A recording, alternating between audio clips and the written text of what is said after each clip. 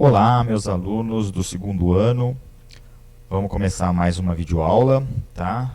Essa vai ser separada em duas partes, uma teórica, né, que eu vou dar agora, e depois tem uma prática que eu vou na lousa fazer algum exercício, tá bom? Inicialmente eu vou falar sobre termometria, né, que é o estudo dos termômetros.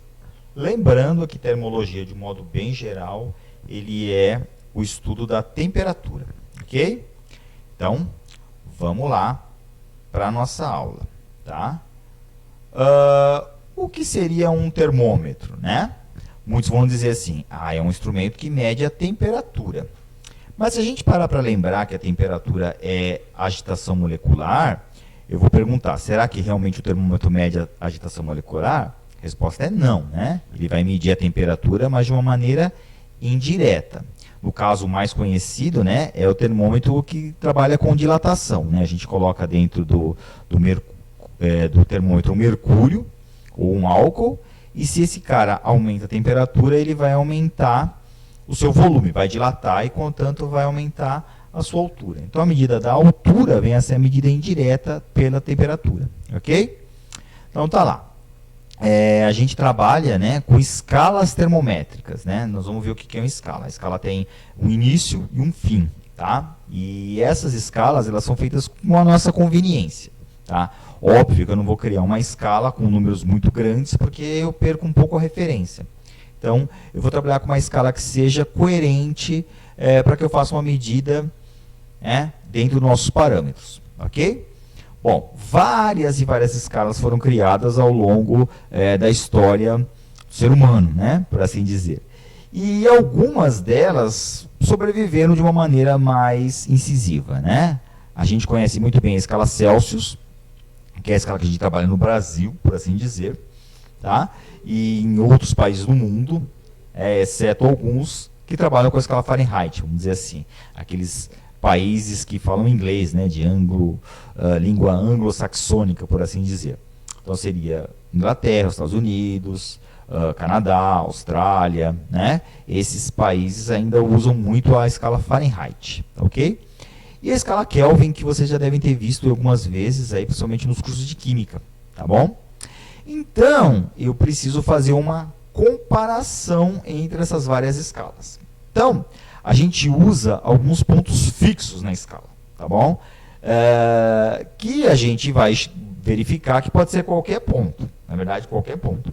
Mas, por uma certa, né, não vou dizer convenção, mas uma certa prática, a gente acaba usando os pontos de fusão e ebulição da água, tá certo? Visto que a água tá no nosso mundo aí de uma forma bem incisiva, né? Muitos vocês devem ter ouvido falar que a escala Celsius também é chamada de escala centigrada, né? Então a gente fala assim, temos quantos graus hoje? Temos 30 graus centígrados. Por quê? Porque, de certa maneira, a escala centigrada ela é a escala separada em 100 partes, tá bom? Desde um ponto fixo até outro ponto fixo, se a gente separar em 100 partes, a gente chama de centigrada. Não só a escala Celsius é centigrada, mas existem outras escalas também centigradas, tá? Que nós vamos ver até então, tá? E também, muitas vezes, a gente chama uma escala de absoluta. A escala Kelvin é uma escala absoluta. Por quê? Porque ela depende diretamente da agitação molecular. Não é igual à agitação molecular, mas depende. Se a gente aumenta a agitação molecular, você aumenta também a escala, tá bom? E diferente, por exemplo, da escala Celsius, que também tem essa mesma proporção, né, de aumentar a agitação, aumentar o valor da escala, a gente diz que a escala Kelvin é uma escala que, no zero dele, o zero é absoluto, ou seja, não há nenhuma agitação molecular. Já no caso da escala Celsius, não, né? Zero Celsius corresponde a um valor de agitação molecular, ok? Então, vamos fixar nesse pedaço aqui que eu acabei de falar, tá? O fato de que a gente tem os tais dos pontos fixos, que são os pontos de fusão e ebulição da água, ok? Então, vamos lá. Quais seriam esses pontos para as várias escalas que a gente tem, que eu acabei de falar? Então, tá aqui, ó, tá? Esse é um valor que valores que normalmente os problemas dão, né? Principalmente quando a gente vai fazer um problema de FUVEST, de ENEM, esses valores dão. mas é sempre muito bom a gente ter isso de cabeça, ok? Muito bom ter isso de cabeça. Então, vai lá. Temos aqui os valores de fusão do gelo, né? Que a gente sabe que é quando o gelo derrete, que seria 0 graus Celsius, né? Isso não pode esquecer que é o nível do mar. E 100 graus Celsius para o gelo, para a água entrar em ebulição, ou seja, para ela ferver, ok? Então, os valores aí correspondentes para o 0 Celsius e para 100 Celsius na escala Fahrenheit seria 32 e 212, respectivamente, ok? Na escala Kelvin, esse valor é 273 e 373, tá bom? Esses ditos pontos fixos. Aqui tem um termômetro bem interessante, né, que a gente coloca aqui, num lado aqui a escala Celsius e outro lado a escala Fahrenheit. Então dá para você fazer a comparação de um com o outro. Ó, vamos pegar o 0 aqui, deve ser perto de seus 32, como foi dito lá, tá? Bom, depois a gente vai saber fazer o cálculo de como transportar um valor no outro, sem precisar olhar nessa termômetro aqui, ok?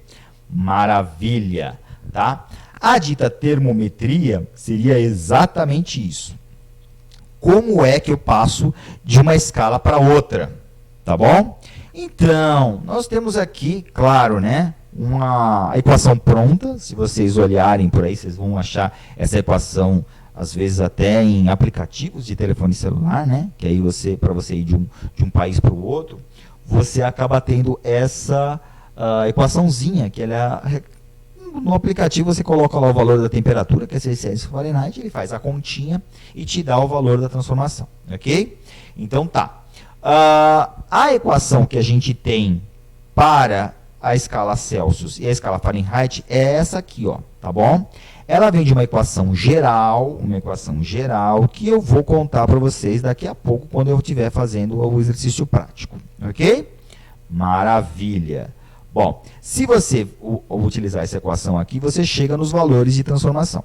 Por exemplo, né, uma coisa que eu sempre brinco lá, se eu por acaso, né, desembarco lá nos Estados Unidos, né, peguei um avião aqui, desembarco nos Estados Unidos, e aí chego lá, está marcando lá 50 Fahrenheit. Será que, né, desci do avião, o que eu faço? Ponho blusa, né, ou fico de camiseta só? Será que está frio ou está calor? Né? Se a gente for lá, eu vou olhar lá naquela tabelinha lá atrás, né, 50 Fahrenheit. Se vocês forem olhar aqui, ó, 50, vai estar por aqui, ó, 10 graus Celsius. Então tá frio pra caramba, né? Vou ter que botar uma blusa grande, né? Aí depois vocês podem até colocar aqui, ó, 50 aqui, fazer a continha e ver que vai dar 10 graus Celsius aqui, tá bom? Então essa equação aqui serve exatamente para essa transformação. E depois eu vou fazer do método geral de onde sai essa equaçãozinha, tá? Se a gente for olhar, existe uma relação entre as variações de temperatura. O que seria a variação de temperatura? É uma mudança de temperatura, né? É um delta T, né? Uma variação de temperatura aí. Bom, para a escala Celsius e a escala Fahrenheit, é só a gente perceber, né, que como a escala Celsius ela varia, vamos voltar lá, né, aqui em 100 partes, a escala Fahrenheit varia em 180, tá? Então, qualquer variação de 1 grau aqui na escala Celsius, varia 1,8 na escala Fahrenheit, tá? Bom, maravilha. Se a gente for olhar aqui, ó, 9 dividido por 5 vai dar 1,8, que é exatamente, né, colocando esses 5 e 9 aqui de forma de fração, para fazer esse 1,8, perdão, que eu acabei de colocar para lá, tá ok? Também eu vou ser mais específico sobre isso daqui, quando eu falar na equação geral, tá? E a equação, a relação com a temperatura Kelvin, esses estão acostumados, que já fizeram bastante lá no curso de Química, né? A escala Kelvin adota o zero absoluto, né? E é bom perceber, né, que eu estou falando de escala Celsius em graus Celsius, escala Fahrenheit graus Fahrenheit. Mas a escala Kelvin não tem grau, tá bom? É só Kelvin mesmo. Se eu vou falar algum valor de temperatura, eu vou falar, sei lá, 300 Kelvin, não 300 graus Kelvin, ok? Pelo que vocês viram, né, se eu tenho uma temperatura em Celsius e quero passar para Fahrenheit, perdão, para Kelvin, basta que eu some 273, ok? Só somar 273, tá? E se eu quiser o contrário, né, estou na temperatura em Kelvin, quero passar para Celsius, eu subtraio 273, ok? Maravilha. E as variações de temperatura? Bom, de novo, né, se a gente for olhar aqui atrás, tá? Eu tenho de 273 a 373, 100 partes. Então, 100 partes também é escala Celsius. Então, a variação de 1 grau Celsius corresponde à variação de 1 Kelvin. Exatamente 1 para 1. Tá? Por isso é que a variação aqui na temperatura em Kelvin é igualzinha à temperatura em Celsius. Ok? Bom, então é isso aí, tá? Eu espero que vocês tenham entendido alguma coisa. Depois eu vou para a lousa para fazer um exemplo numérico, tá bom? Então, é isso aí. Até!